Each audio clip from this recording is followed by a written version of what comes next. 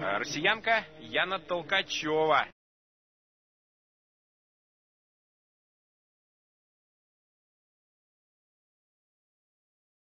4 минуты 27 и 83 секунды. Результат украинки показан в Париже 19 января. Итак, старт и первый вид программы «Баттерфляй».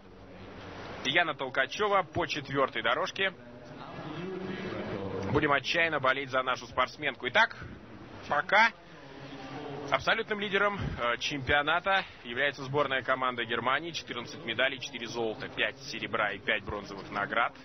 Сборная Англии находится на втором месте. Толкачева очень уверенно начала и проплыла первый полтинник со вторым результатом. Очень серьезные здесь, конечно, заявки нашей девушки на медаль. Не будем забывать, что лучший результат 4:36.94 у нашей Яны в полуфинале здесь. Англичанки и англичане: 4 золотых, 5 серебряных, 1 бронзовая награда, всего 10 медалей. Мы пока в общекомандном зачете 6 наград имеем. Вернее, на 6-м месте имеем 4 награды. Прошу прощения. 2 золота и 2 бронзы. Эва Риштов, одна из фаворитов сегодняшних соревнований, вырывается вперед. И вот посмотрим, что там дальше будет на следующей 100-метровке. На спине преодолевают ее спортсменки. Держится Яна Толкачева в числе лидеров. Чуть-чуть проигрывает полкорпуса приблизительно на Еве Риштов. Вот они рядышком совсем. Синяя шапочка видна российской спортсменки. Вообще это очень перспективная команда. И помните, я неоднократно говорил в трансляциях о том, как удачно выступили наши юниоры в Линце на европейском чемпионате. Огромное количество медалей завоевали, я даже уж конкретную цифру забыл. Но главное, что был рекорд побед, казавшийся вечным, рекорд пловцов Германской Демократической Республики, бородатейший рекорд. И вот основу этой команды составляют юниоры. Будем надеяться, что наши тренеры, и к работе к команде подключился наставник Попова Александр Геннадий Турецкий, наши тренеры, и Владимир Качкуркин, и Виктор Авдиенко, Алексей Красиков и масса других специалистов подготовят эту команду к Олимпийским играм достойнейшим образом.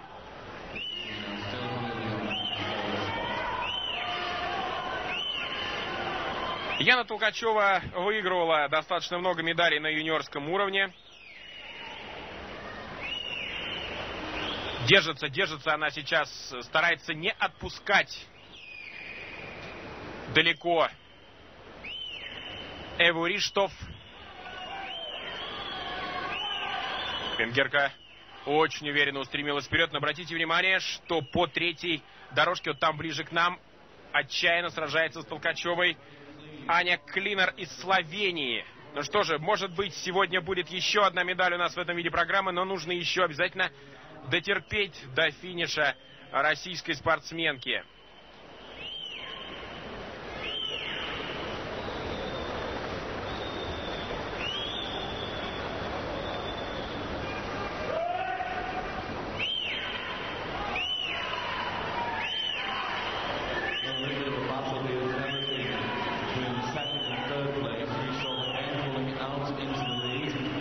И смотрите, как в брасе чуть-чуть сейчас начинает уставать наша спортсменка. И вот переход уже на кроль. Обратите внимание, Клинер на 0,06 секунды быстрее выполняет поворот. Но, тем не менее, сейчас кролем здорово работает ногами российская спортсменка. И у Толкачевой по-прежнему 2-я позиция. 2,5 бассейна предстоит преодолеть. Там еще... Вслед за Евой Риштов не сдается и немецкая спортсменка Тереза Роман. Знаете, как германская школа плавания сильна. Наверное, судьба золотой награды в этом заплыве уже решена. И вот сейчас очень важно Яне Толкачевой попытаться отстоять серебро. Она первая выполняет поворот и заключительный бассейн. 25 метров, уже теперь меньше остается. Яне нужно дотерпеть. Ева Риштов в блестящем стиле совершенно выигрывает золотую медаль. Наша спортсменка должна быть 2-я, и ей это удается блестяще. Но видите, что уставшая Аня Клинер теряет еще и бронзовую награду. Ну что ж, молодчина Яна Толкачева. Первая награда, серьезнейшая награда в активе российской спортсменки, уже по взрослым выступая. Просто блестяще, мое мнение, выступила российская спортсменка. И вот подчас, знаете, как бывает, иная серебряная награда, иная бронзовая медаль дороже золотой. Феноменальный совершенно финиш эверистов мы наблюдаем. И феноменальный финиш российской спортсменки, которая дотерпела здесь и сумела остаться на втором месте.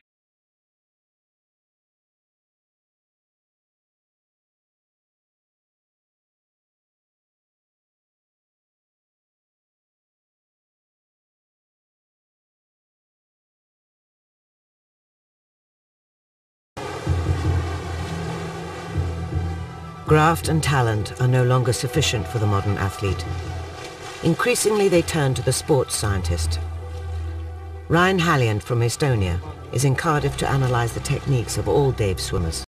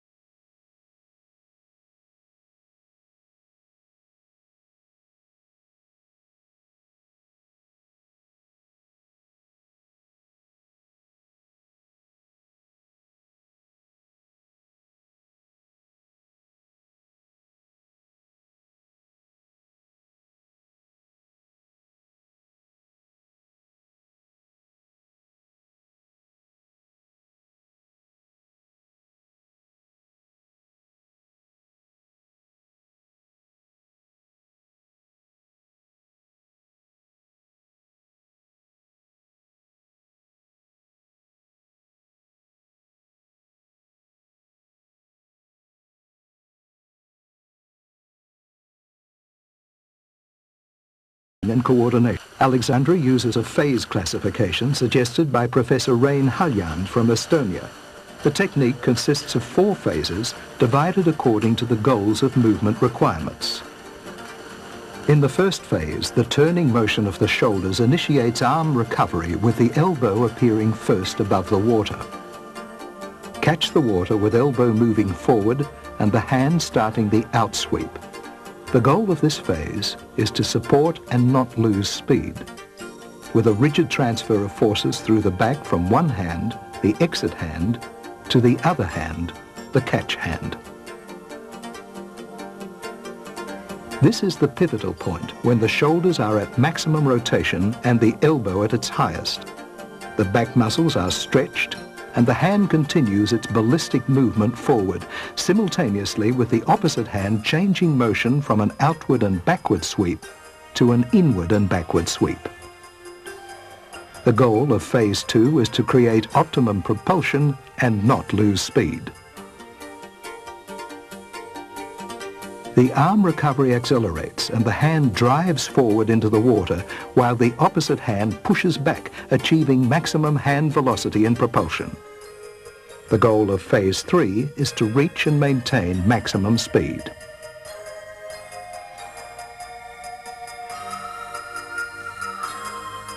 This final phase is minimized in Alexandra's technique and lasts only until the front hand starts the active outsweep and the opposite hand simultaneously exits the water.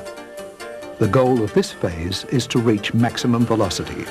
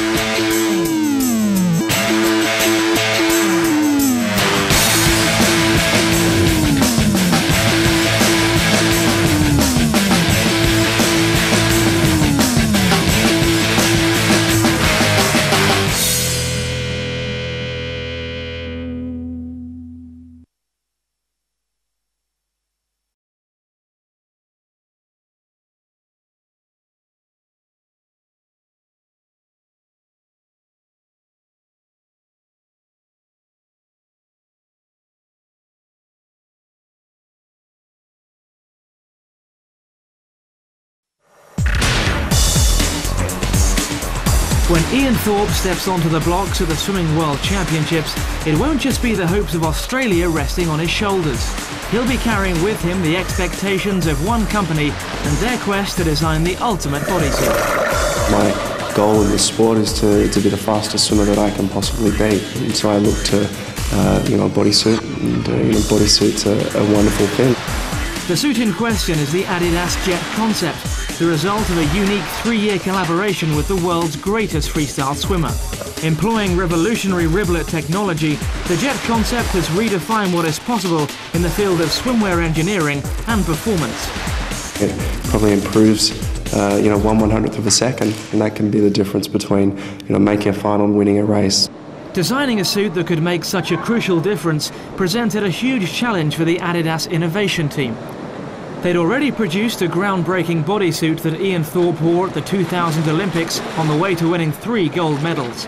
We were aware of some academic work looking at a drag pocket which exists on the back of the swimmer with up to 70 kilograms of effectively dead water, and our challenge there was to look at how we could possibly add something to the suit or modify the suit in order to try and reduce or change that drag pocket. That necessitated venturing into the highly complex world of fluid dynamics to look at the 3 forms of drag associated with swimming: friction, form and wave. Friction drag accounts for 8% of the total drag load and is affected by what a swimmer is wearing and their skin's contact with the water. Form drag relates to the resistance created by the shape of a swimmer as they move through the water and makes up 56% of the total drag load. Wave drag accounts for the remaining 36% and is created by the oscillations of the water. Most people within sportswear will focus actually only on one area, which is friction drag. However, for us, friction drag is almost a little bit of a dead end because you can only influence a very small proportion of the total drag of the swimmer. For that reason, we decided to try and look at the influence we could make on form drag. The idea of using riblets in a device to modify flow in the back of the swimmer was one of a number of ideas that we explored. The American company 3M had developed a tape, a riblet tape, which was applied to commercial aircraft to actually reduce fuel consumption. And we'd seen riblets used in high-performance yacht racing. From that, we moved this forward to swimming through a riblet device. Silicon proved an easy material of choice for the riblets because of its flexibility and strength. Moulding it into the right shape and size proved more difficult. We applied silicon from a computer-controlled nozzle. This, however, would not allow us to execute a small enough riblet, nor allow us to execute the perfect shape. So we then screen-printed silicon onto the suit. However, that would not allow us to have the stretchability that we needed. So finally, we identified a technology called flow moulding, and this involves injecting the silicon material through the mould onto the fabric. This produced a perfectly sized riblet, flexible enough to cope with the immense demands placed on it in a competitive environment. It takes a long time to get on. It's taking about 20 minutes to get on, yet the benefits outweigh, I guess, that little bit of exertion before competition. The amazing thing about Ian's suit is the second skin fit. If I was to show one to most people, they would think it was a small or even a children's size.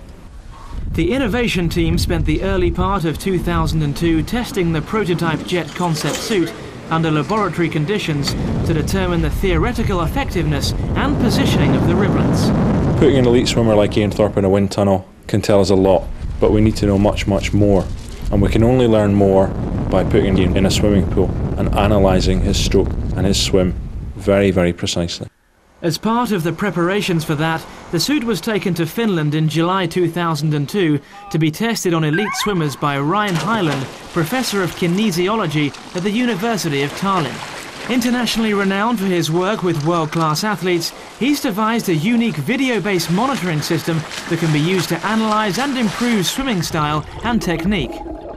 Rain's video analysis allows us to look at the effectiveness of this product on real swimmers in a real environment. We're actually able to look at water flow over the swimmer's body, thereby allowing rapid visual comparison of the effects of different costumes. So once we'd done initial testing in Finland, we had the opportunity to test with Ian Thorpe. The tests in the Sydney Olympic pool produced the desired increase in performance, though not in the way everyone expected. Well, first time I put it on, I actually split it, so it was very encouraging to get me to swim a little bit faster to get out so that I wasn't so embarrassed. The concept behind it was extraordinary, so it was difficult to be able to get it right first time. But I felt like I was higher in the water. I felt a little bit smoother. I felt that there wasn't quite as much water on my back.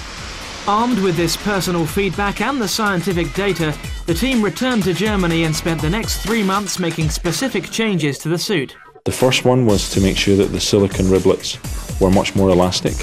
We have also repositioned the riblets based on Ian's feedback and Ian's physique to make sure that they're in the optimal position.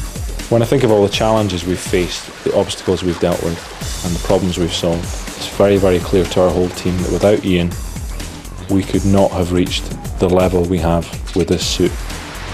Ian Thorpe has already worn a prototype of the jet concept suit at the Australian trials, but the real test will come when he puts on the finished article at the Barcelona World Championships.